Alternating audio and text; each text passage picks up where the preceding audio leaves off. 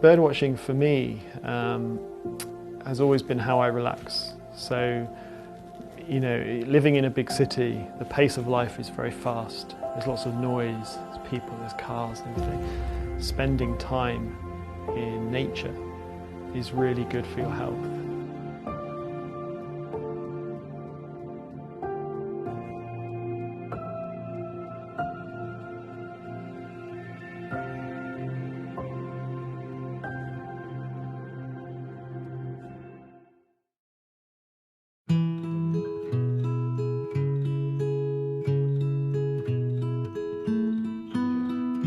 My name is Terry.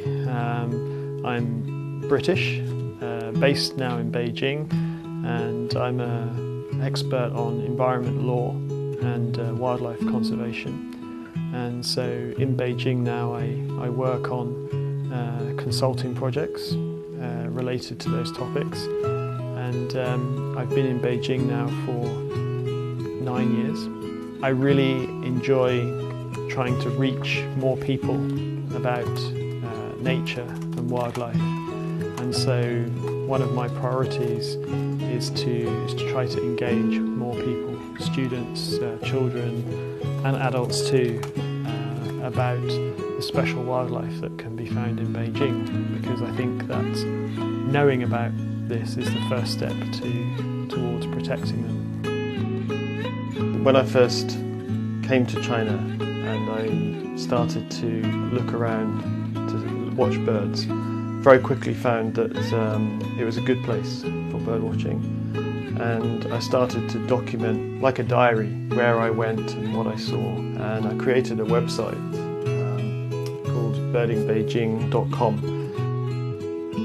So when I go out into nature to look for birds or animals, I always take some equipment with me. Now around 500 different types of bird have been recorded in Beijing. So it's one of the best capital cities in the world to watch birds. Lots of birds fly north to this area in summer, and so every autumn you have this mass exodus of birds where millions and millions of birds will fly south from Siberia. And I describe it really as a bird expressway.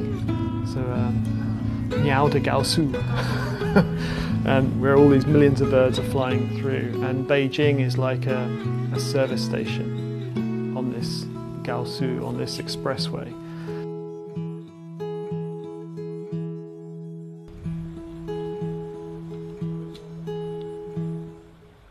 Okay, so we've just arrived here at near Huairou, and we're near a little stream that runs into the reservoir at Huairou. We have many of these plants with the seed heads still on them, and the trees, and so this is a really good area in winter particularly for birds to come and feed.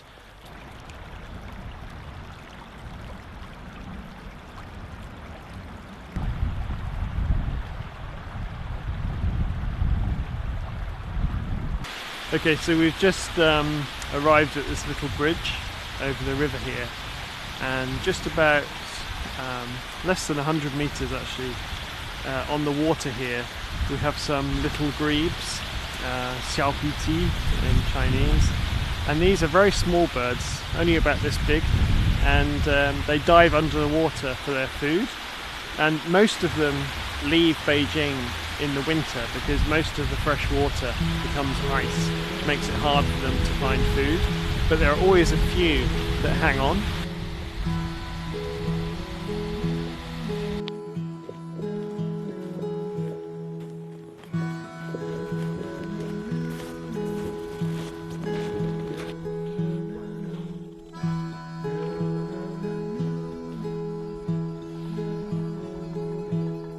This is a grey-headed woodpecker, and we just heard the woodpecker drumming, which is they're banging on the tree, and that's a territorial thing. So he's saying, "This is my home."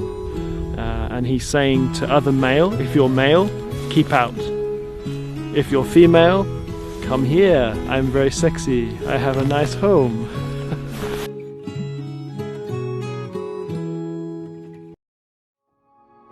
There are many conservation NGOs in the UK that are based in the UK, and they have a lot of expertise on water birds in particular and wetland habitats, and so they're working closely with Chinese academics and Chinese government to transfer that expertise and hopefully build capacity in China to protect important wetlands.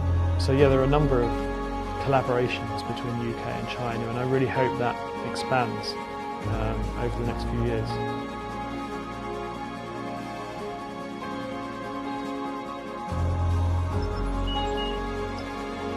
Yeah, I think it's really important to have a connection with nature. If we have that connection and we understand a bit better our place on the planet and have respect for all of the other living things with which we share this special planet.